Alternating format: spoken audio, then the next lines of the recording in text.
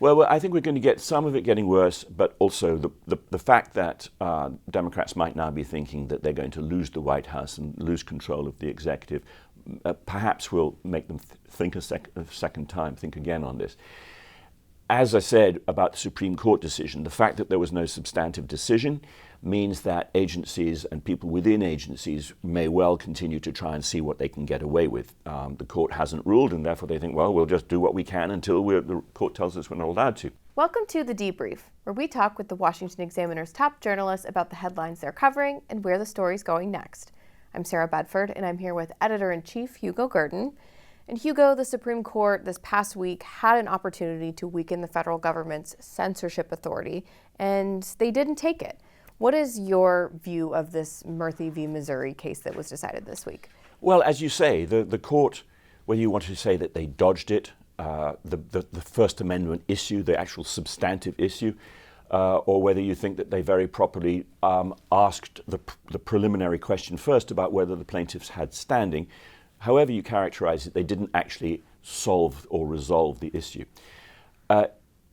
Amy Coney Barrett wrote an opinion, a 6-3 majority opinion.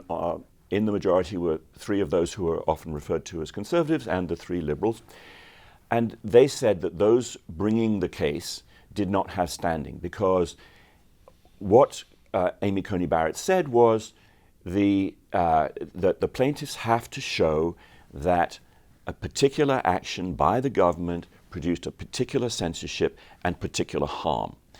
And now, Samuel Alito, who wrote the dissent, joined by Gorsuch and Thomas, said that it was improper for the court to require what he called ironclad links, so that of the sort that Amy Coney Barrett said, and that the court should have been addressing the First Amendment issue of whether or not the government was actually trying to censor free speech. So we don't have a substantive resolution of the case, and I think it's highly likely that people who wish to censor, the government or agencies that wish to censor, will take this as a green light to see what they can get away with.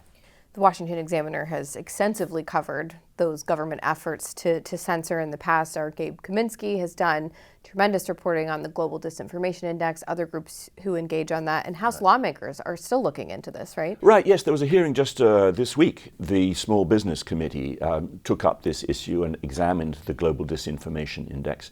The Global Disinformation Index is a private entity. It's British, but it has American affiliates. It was receiving $100,000 from the government. And the question is, to what extent was this the Washington federal government financing the censorship of conservative views? The Washington Examiner was one of many conservative outlets that was on the GDI blacklist. The blacklist was intended to try and stanch financial money coming to conservative outlets. In other words, trying to do them actual financial damage, and indeed doing so.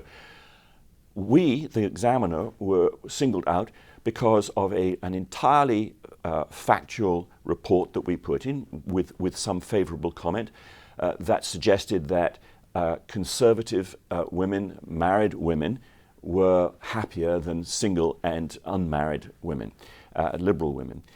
Someone obviously at the GDI didn't like this, it didn't fit the left-wing narrative, so we were accused and blacklisted for disseminating disinformation. It was an absolute falsehood, and obviously the Congress is interested in the fact that the federal government was financing this effort and clearly stanching conservative opinion, legitimate conservative news.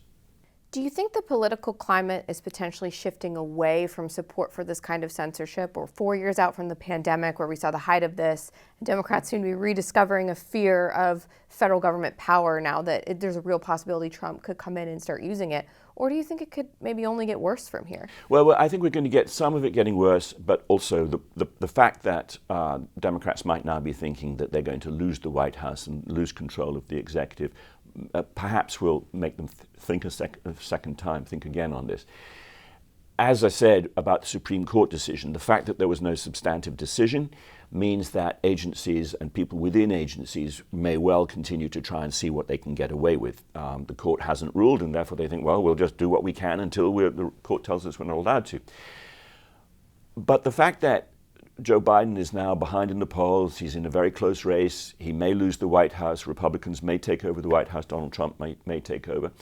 It's extraordinary how a change of those kinds of circumstances, a huge change in who holds the levers of power, can suddenly make people start thinking along the lines of principle again. And that's the problem. You know, principles need to exist and be, and rules need to be enforced, and principles need to be upheld, not just in the circumstances where they're favorable to you and unfavorable to your enemies. They need to be upheld even when they are unfavorable to your enemies.